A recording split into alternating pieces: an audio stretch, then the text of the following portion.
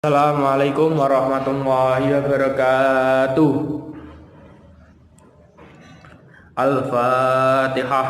A'udzubillahi minasyaitonir rajim. Bismillahirrahmanirrahim. Alhamdulillahirabbil alamin. Arrahmanir rahim. Maliki yaumiddin. Iyyaka na'budu wa iyyaka nasta'in. Ihdinas siratal mustaqim. Siratal ladzina an'amta 'alaihim ghairil maghdubi 'alaihim waladdallin. Amin. Selamat pagi anak-anak. Gimana kabarnya untuk hari ini anak-anak? Kalian sudah sarapan apa belum? Kalau belum sarapan, segera sarapan. Kalau belum mandi, segera mandi. Nah ini anak-anak, ketemu lagi ya dengan Pak Nuhan di surganya materi pendidikan agama Islam dan budi pekerti.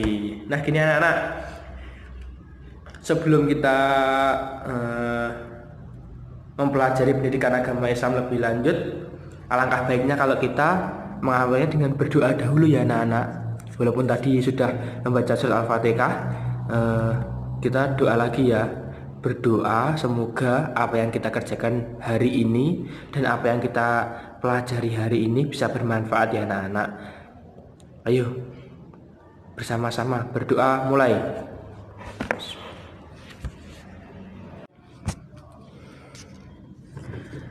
Selesai. Alhamdulillahirrahmanirrahim. Kalian sudah berdoa anak-anak. Ayo kita mereview kembali tentang materi kemarin anak-anak. Kemarin kita sudah mempelajari tentang apa? Senang membaca Al-Quran. Senang membaca Al-Quran itu hukumnya apa anak-anak? Membaca Al-Quran dalam umat beragama Islam itu hukumnya apa? Wajib. Jadi setiap kalian itu wajib membaca Al-Quran. Seumpama kalian masih belum bisa membaca Al-Quran, apa yang harus kalian lakukan? Yaitu mempelajari huruf hijaiyah. Nah, kalian sudah hafal belum huruf hijaiyah? Kalian juga harus hafal ya huruf hijaiyah. Huruf hijaiyah itu ada 29. Yang harus kalian ketahui itu ada 29. Nah, kan kemarin kita mempelajari tentang huruf hijaiyah yang mengalami perubahan bentuk saat disambung anak-anak. Jadi huruf hijaiyah itu ada yang bisa disambung dan ada yang tidak anak-anak. Jadi untuk yang bisa disambung bisa kalian lihat ya di LKS halaman 4 itu adalah contoh yang mengalami perubahan ketika disambung. Terus yang kedua yaitu huruf hijaiyah yang tidak mengalami perubahan bentuk berupa tunggal dan akhir. Jadi huruf hijaiyah itu ada yang tidak mengalami perubahan anak-anak. Contohnya ada 6. Alif, wawu, dal, zal, ro, dan za. Itu kalau digandeng itu minim sekali perubahan, hampir tidak ada perubahan. Contohnya di halaman 5 ya anak-anak. Kalian juga harus hafal mana yang boleh disambung dan mana yang tidak boleh disambung ya anak-anak.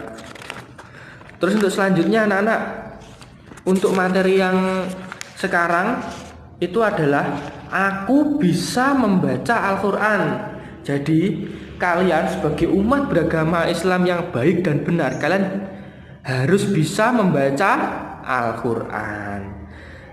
Kalau kalian belum Al-Quran, jadi kalian harus membaca jilid. Setelah jilid itu ada berapa anak-anak? 1 sampai 6. Setelah 1 sampai 6 kita mempelajari juz amma. Setelah juz amma kalian boleh membaca Al-Quran. Terus gini anak-anak, kan kalau kita itu senang membaca Al-Quran, Allah itu juga akan senang kepada kita anak-anak. Orang tua kita pun juga akan senang kalau kita bisa membaca Al-Quran. Ayo kalau nggak percaya, kalian buktikan sendiri. Karena Pak Nuhan dulu sudah. Gini anak, untuk materi yang sekarang anak-anak, kita akan mempelajari tentang Quran surat An-Nas. Quran surat An-Nas itu ada berapa ayat anak-anak? Yang itu loh. Qul a'udzu birabbin nas. Ada berapa ayat?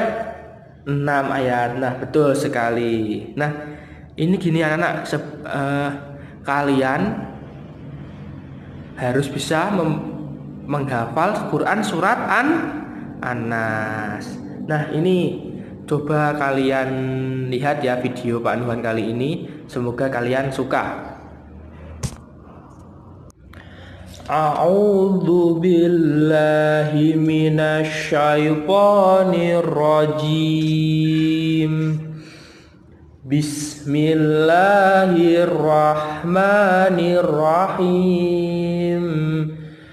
Qul a'udzu birabbin nas, malikin nas, ilahin nas, min syarril waswasil khannas, alladzi yuwaswisu fi sudurin nas, minal jinnati wan nas.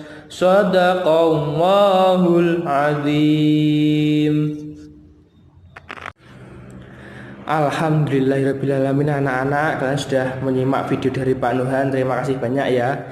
Semoga lantunan Quran surat An-Nas tadi dari Pak Nuhan bisa menenangkan hati dan pikiran kalian. Untuk tugasnya, kalian harus hafal ya Quran surat An-Nas. Jangan lupa untuk artinya juga kalau bisa dipahami, walaupun tidak dihafalkan tapi harus dipahami. Nah gini anak-anak, dalam Quran surat An-Nas kita diperintahkan untuk berlindung hanya kepada Allah dari segala macam kejahatan anak-anak. Contohnya kejahatan apa?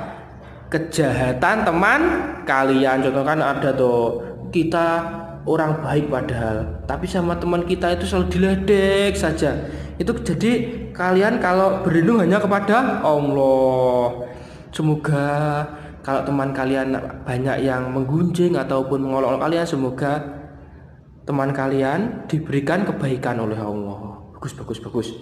Yang kedua yaitu berdoa hanya kepada Allah anak-anak. Jadi kalau kalian berdoa tidak boleh selain sama Allah, harus sama Allah karena kalian adalah orang beragama Islam. Betul. Terus selanjutnya kita disuruh untuk mewaspadai semua jenis bisikan setan yang dapat menjerumuskan manusia. Contohnya bisikan setan gimana anak-anak? Contohnya gini, kuwi loh, ada mangga sudah mulai menguning, ayo anak-anak kita ambil. Nah itu termasuk bisikan setan. Jadi kalian tidak boleh mengambil barang yang bukan miliknya. Contohnya mangga tadi. Selanjutnya mengakui hanya ada Tuhan Allah bagi manusia. Jadi kalian juga harus memahami dan mengetahui bahwasanya Allah itu adalah Tuhannya manusia. Tidak ada Tuhan selain Allah. Jadi seumpama kalian menyembah itu dilarang selain Allah. Jadi harus sama Allah kalau yang menyembah. Kan kalau dahulu ada atau sebelum agama Islam itu ada yang menyembah berhala, ada yang menyembah nenek moyang, ada yang menyembah pohon karena zaman dahulu belum tahu bahwasanya Allah itu ada. Tapi sebenarnya zaman dahulu itu juga percaya anak-anak bahwasanya kalau Tuhan itu ada. Tapi sebelum adanya Nabi Muhammad kan belum dijelaskan dan belum didakwai oleh Nabi Muhammad. Karena kita sudah didakwai oleh Nabi Muhammad melalui perantara sahabat, tabiin, tabiat, dan kiai-kiai pada zaman sekarang.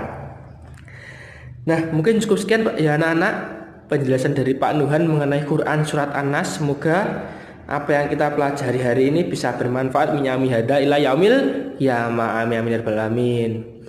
Mungkin cukup sekian dari Pak Nuhan. Wabillahi taufiq wal hidayah wa ridha wal inayah. Wassalamualaikum warahmatullahi wabarakatuh.